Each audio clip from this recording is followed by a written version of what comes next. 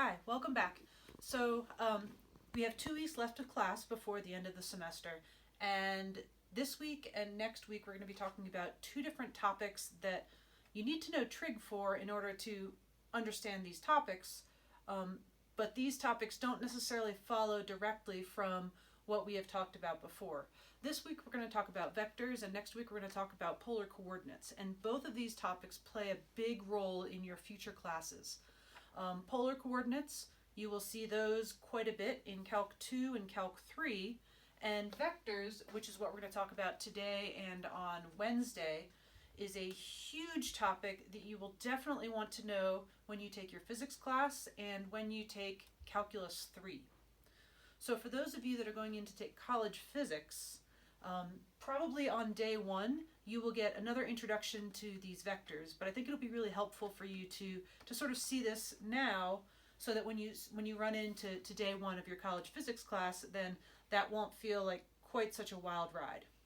Okay, so today I'm going to introduce you to the idea of vectors, and then on Wednesday's class we're going to talk about specific examples of using these vectors, and maybe some examples that you might see in a physics class, or some just sort of general examples of applying these vectors. Okay, so section 11.3 is the topic of vectors, and again, we're going to talk about an introduction to vectors today.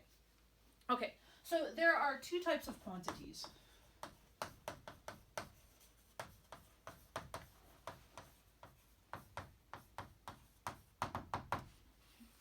We can have a scalar quantity, and a scalar quantity has a magnitude or a size, but no direction. And a vector quantity is a quantity that has both a magnitude, meaning a size, and a direction.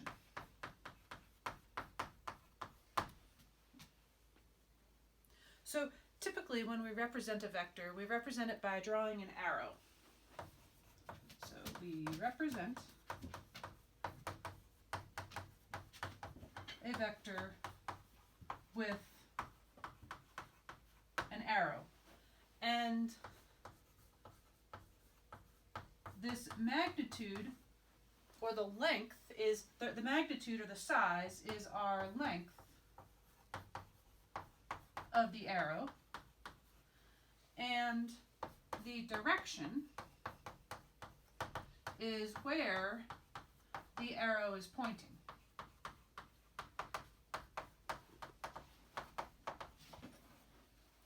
Okay, so when we talk about a vector has both magnitude and a direction associated to it. The way that we draw a vector, typically we draw an arrow. The length of that arrow is the magnitude, and the direction that that arrow is pointing is that's our direction. Okay? All right, so let's look at an example. So in our first example, we're going to have a vector, and this vector's name is v, and that little guy on the top, it looks sort of like an arrow but with the bottom part erased. That's a vector hat. And typically when we write down the name of a vector, we put that little vector hat on top. Now, I do that on the chalkboard, and you'll do that on your paper. When you are reading in a textbook, that V for vector with the little vector hat, instead of drawing it like this in a textbook, this will be bold-faced. So a bold-faced V in any kind of textbook. And you want to be comfortable either reading this as the vector V by seeing the vector hat on top of it, or seeing a bold-face V, which you can write in your textbook. It's really hard to do a bold-face V on the chalkboard. It would take a long time to write stuff down. Okay, so our first vector that we're going to look at is a vector that has two components. So we call these numbers that are in these arrow brackets, we call this 2 and this 3, those numbers are called the components of the vector. And whenever we write down a vector, we don't use parentheses. Like if you're drawing a point, you would put parentheses around it. For a vector, you use these angle brackets. Okay? And these numbers in here, the 2 and the 3, they're called the components of the vector v. And a lot of times we'll call that first component the x component, so v with a subscript x is equal to 2, and v with a subscript y is 3. So we have the x component and the y component. Okay, so if I want to draw a picture of this vector, then what I do is I pick a place.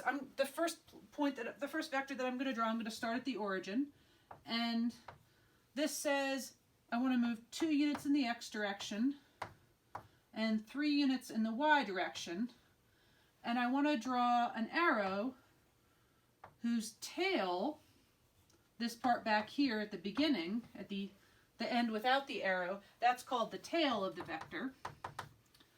And then we move 2 units in the x direction and then 3 units in the y direction. And this point up here is called the head of the vector. And this is our vector v. Okay.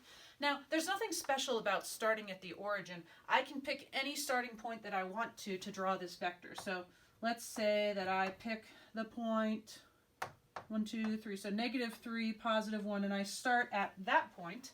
I can still draw the vector v.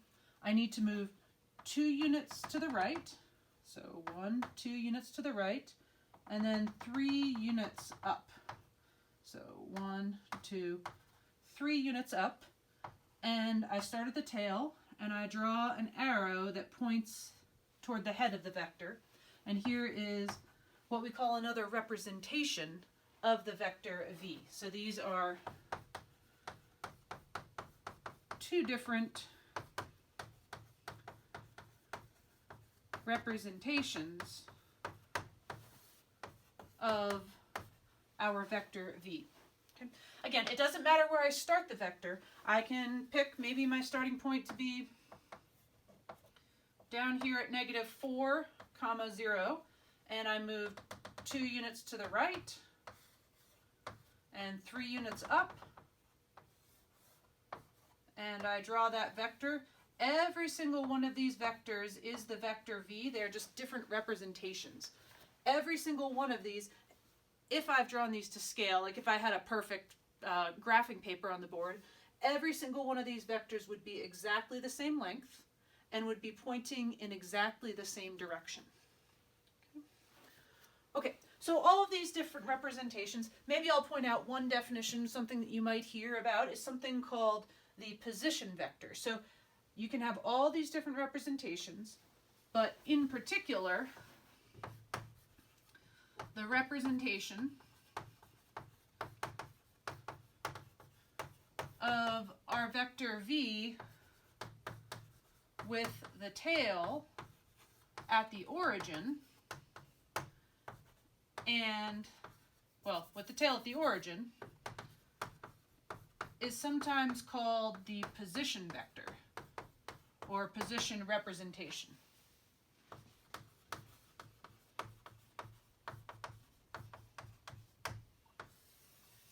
And the reason this is called the position representation is because if I'm looking at this vector whose tail is at the origin, then the point where the head of the vector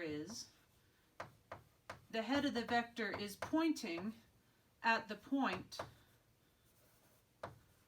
2, 3.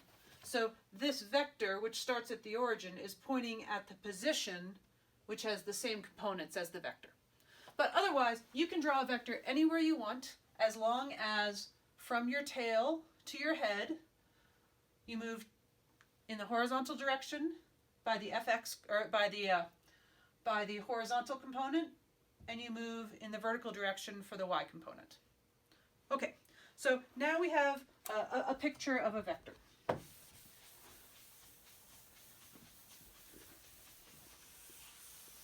Now we might want to talk about the magnitude of a vector. And the magnitude of a vector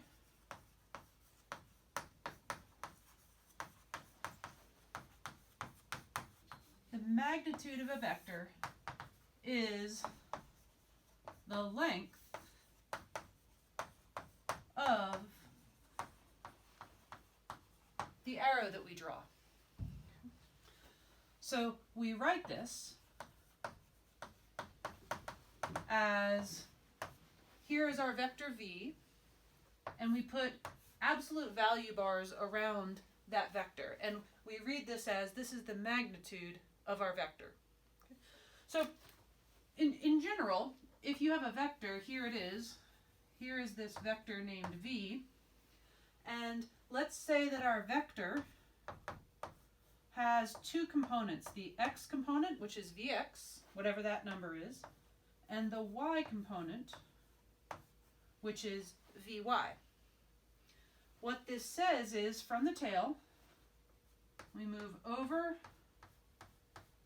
a distance of vx, and then we move up a distance of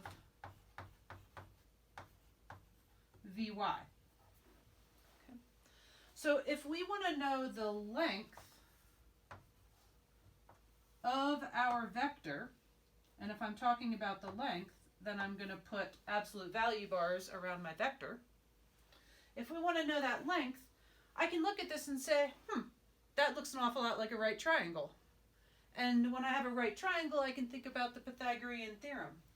So the length of our vector is our hypotenuse. The Pythagorean theorem says I can look at vx squared plus vy squared equals the hypotenuse squared. And now if I take the square root of both sides, then what I end up with is a formula for magnitude, which says the magnitude of our vector is equal to the x component squared plus the y component squared, and then the square root of all of that. Okay, so let's look at an example of finding a magnitude.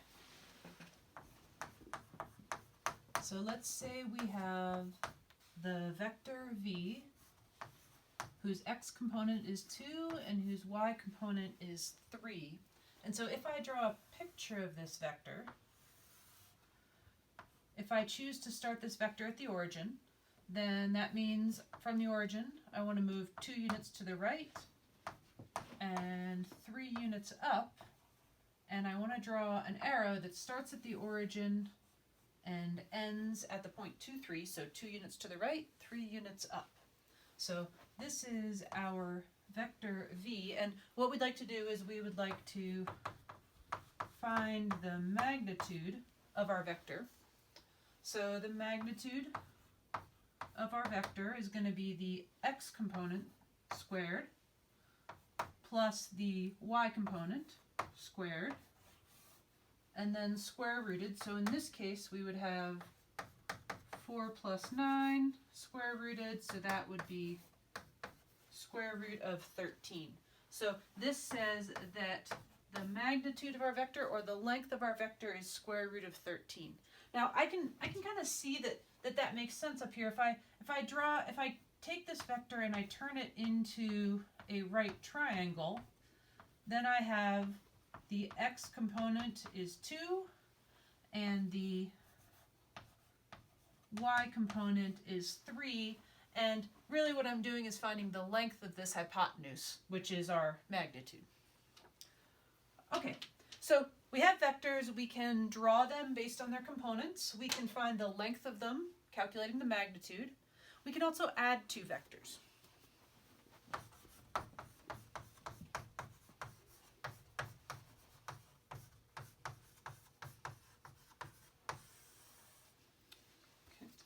So let's say that we have a vector named u, whose components are 3 and 1, and a vector named v, whose components are 1 and 2. All right, so again, just to make the point here, I can draw these vectors anywhere that I want to. So let's say that I draw this vector u. Let's say I want to start drawing that vector down here at this point along the y-axis at -3. For this vector u, in the x direction, I want to move over 1, 2, 3 units, and then I want to move up 1 unit, and then I can draw my vector. So here is my vector u, and my vector v. Let's say I start over here at x equals -1 on the x-axis.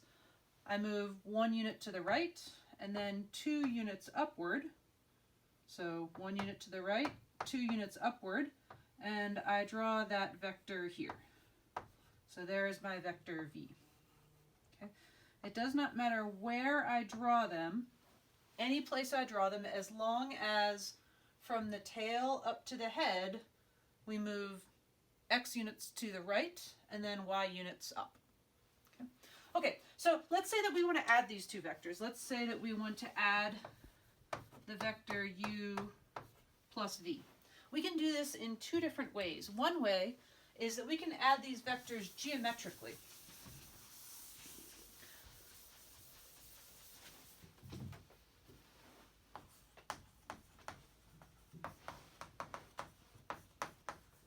So when I say I want to add two vectors geometrically, what that means is I'm going to take the vectors and I'm going to link them together from head to tail, or from tail to head to tail to head to tail to head. So in this case, let's say we're looking at the vectors u plus v. Now, our vector u is the vector 3, 1. So I'm going to draw that vector, and just to make life easier, I'm going to start this vector at the origin. So 3 units to the right, and 1 unit up, and I've now drawn my vector u. Okay. And if I want to now add the vector v onto my vector u, then I look at this vector v, which is 1, 2, and starting at the head of vector u, I now move 1 unit to the right and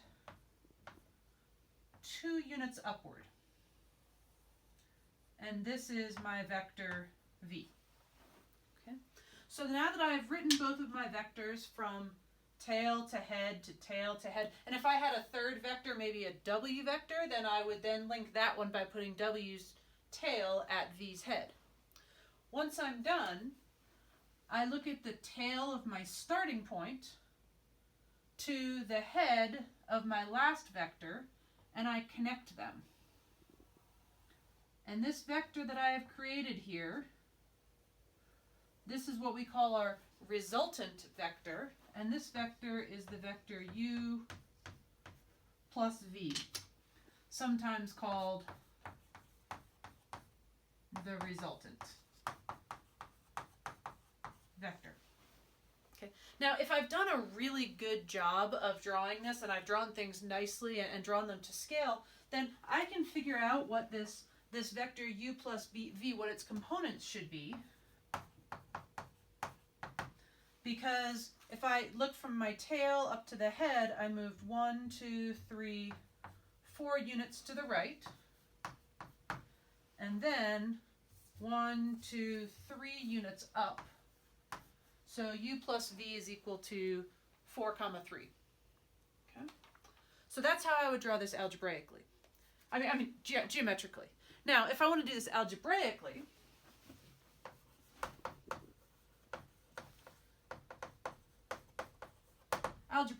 if I want to add the vectors u plus v, I write down the components for vector u, so that's 3, 1, plus my components for vector v, which are 1, 2, and algebraically, I do what's called adding component-wise. And what that means is I add the two x components, so I have 3 plus 1 gives me 4, and I add the y components, 1 plus 2 gives me 3. And so, turns out I get the same answer, and you can do this either way, and you should get the same answer. Sometimes it's convenient to be able to just look at the algebra and crunch some numbers and get an answer, but sometimes it's nice to actually be able to see the vector that you're looking at.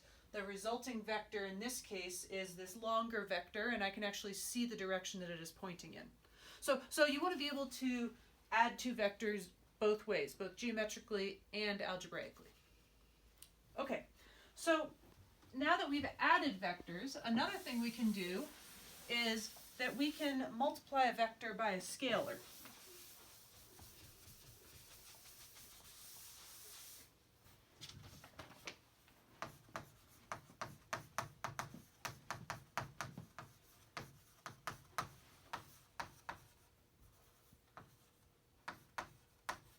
And so what do I mean by a scalar? Well, a scalar is a number that has magnitude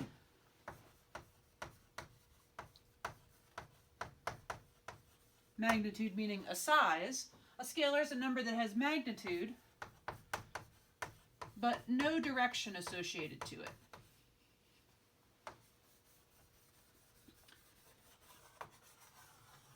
When we talk about vectors, remember, a vector has a magnitude associated to it, meaning the length, and also has a direction or an orientation, which is the place or the direction that that vector is pointing towards. Okay? When we talk about a scalar has a size, but it does not have a direction. Okay, so let's say that I have, as an example, a vector v, which is excuse me, a vector v, which is 2, 1. Okay, so here is a picture of our vector v, and I'm going to draw the position representation of v. So starting at the origin, I'm going to mark 2 units in the x direction, 1 unit in the y direction. And here is a picture of our vector v. Now, when we say multiplying our vector by a scalar, what we're doing is writing down some number, say the number 2, times our vector. So I would write this as 2v. And what that scalar does is anytime that you multiply a vector by a scalar, what that scalar does is that scalar stretches or shrinks our vector without changing its direction. So the vector 2v is going to be a vector that's in exactly the same direction as our original one, but twice as long. So there's 1, 2. So now I've drawn the vector which is twice as long as v. And algebraically, what happens is that I write this as 2 times the vector 2, 1.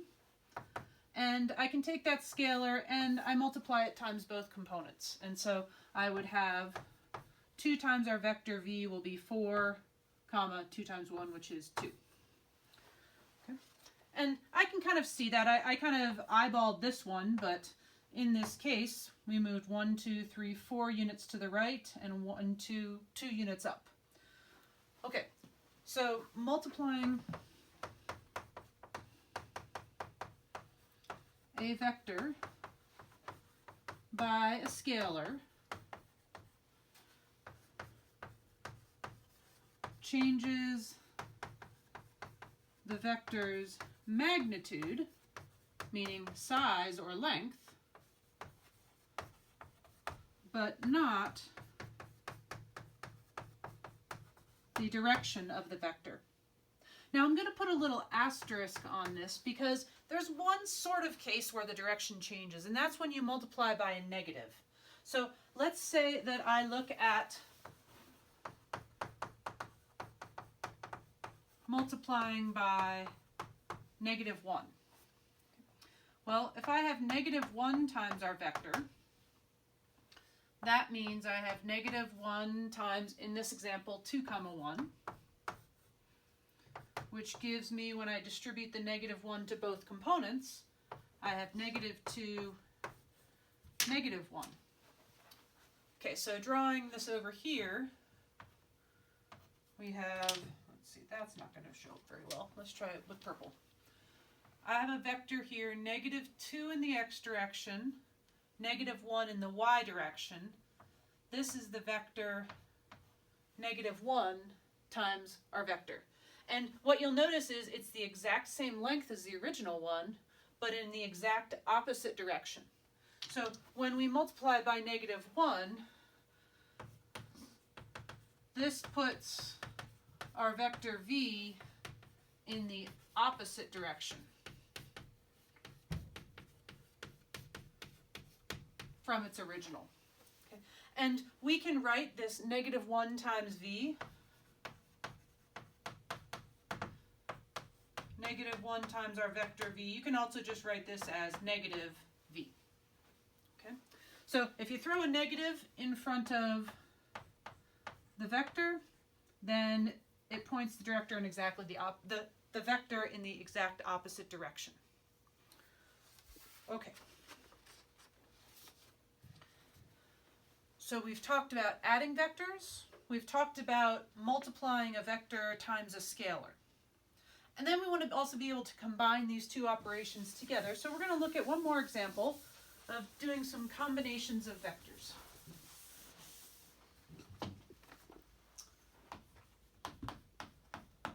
So in this example, we have the vector u equals 2, -2, and the vector v equals -4, -2. In part A, we are asked to find 3 times the vector u minus the vector v by geometric and algebraic methods.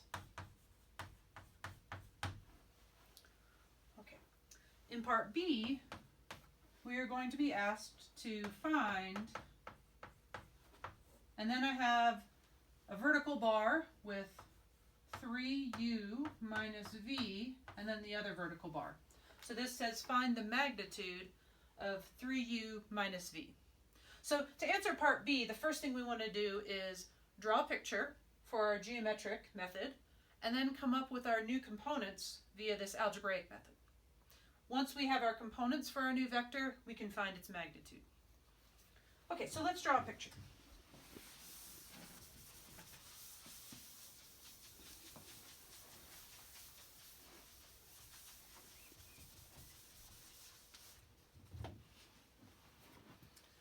Okay, so the first thing I'm going to do is draw a big grid.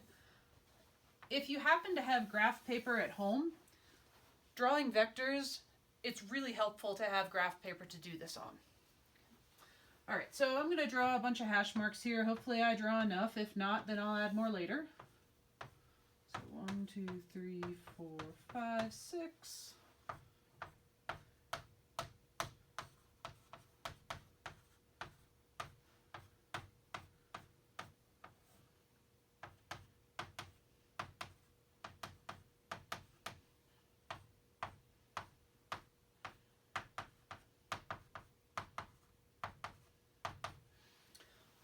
So we've got ourselves a grid, and we want to calculate 3u minus v. All right, so the first thing that I might do is start by drawing my vector u, which is 2, -2. So that's 2 in the x direction, -2 in the y direction. So here is our vector u. Okay. And we are interested in 3 times u. So that means that I want to take this vector and I want to stretch it by a factor of 3. Another way I can think about that is adding the vector u 3 times to itself. So either way, I want a vector that is 3 times as long as my original vector, and this will be the vector 3u. Now, if this first vector was the vector 2, -2, then 3 times u will be 3 times 2, -2. So that's going to be, when I distribute the 3, I have 6, -6. And my rough sketch here looks about right. 1, 2, 3, 4, 5, 6 units over, and I guess I better add another value onto here. And then -6 units in the y direction. So there's our vector 3u. Okay. Now our other vector is our vector v, which is -4, comma -2. So -4 in the x direction, 1, 2, 3, 4. -2 in the y direction, 1, 2. So here is our vector v. And we are asked to subtract that vector v from 3u. Now, as I sort of think about this, subtraction is really adding a negative. So another way to think about this is writing this as 3u plus -v. So if I now draw, let's see, what color should I use now? Let's use white for this vector. So here's my vector v. -v will be the same vector, but in the opposite direction. So instead of moving -4 to the left and 2 down, excuse me, I'm going to move +4 to the right and 2 up. So my vector -v will be pointing to the right and upwards. Okay. Now, algebraically, our vector v was -4, -2, so our vector -v will be a negative times -4, -2, which will give me +4, +2, which makes sense. Here's our picture, 1, 2, 3, 4 to the right and 2 up. Okay, so geometrically, we want to add 3u plus -v. So here's my 3u vector. I want to add that to our -v vector. Now, I have a choice here. I mean, it doesn't really matter which order I do this in, but I want to take my two vectors and I want to connect them head to tail. So here's our 3u vector. There it is. It goes to this point right here. I'm going to put the -v vector at the head of my 3u vector. So from there, I want to move 4 units to the right. So let's see, I guess I'm going to need a little bit more set of markings here. 7, 8, 9, and now I'm running into my other work. Oops. And here's 10. So let's see, so I want to go 4 units to the right. And maybe I'll erase these guys and come back to them in a little bit.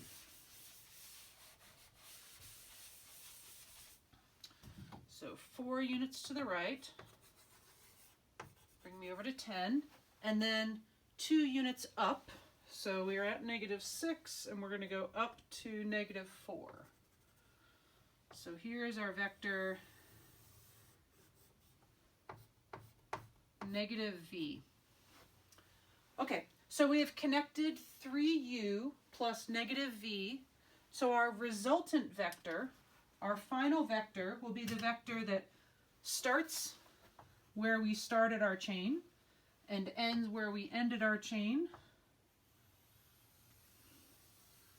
And so here is a picture of our vector 3u minus v, or 3u plus -v. Now, if I've drawn this nicely, then what happens is that I can look at this vector and say, okay, we've moved 10 units to the right and 4 units down, so that this vector is equal to 10, comma -4. So geometrically, we've created each piece, and then we've linked them head to tail, head to tail. Okay, so that's our geometric version. To find our vector via algebraic means,